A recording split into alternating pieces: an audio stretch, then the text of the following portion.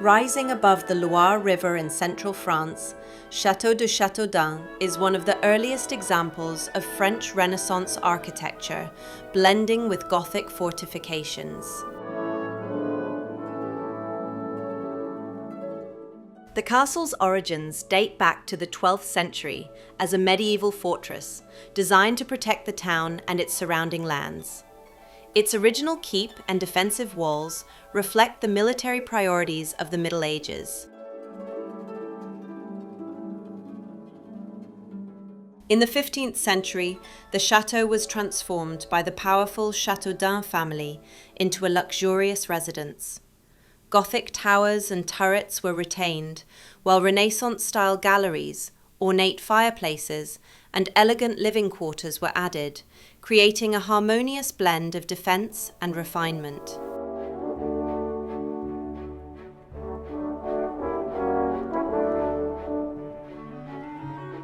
Château de Châteaudun witnessed centuries of regional power struggles, yet it also became a center of culture and art.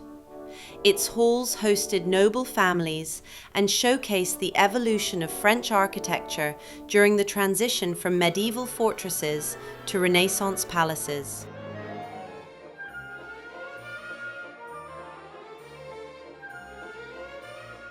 Over the 18th and 19th centuries, parts of the castle fell into disrepair, but restoration efforts in the 20th century preserved its towers, keep, and Renaissance additions. Today, visitors can explore its mix of Gothic fortifications and Renaissance elegance, walking through centuries of French history.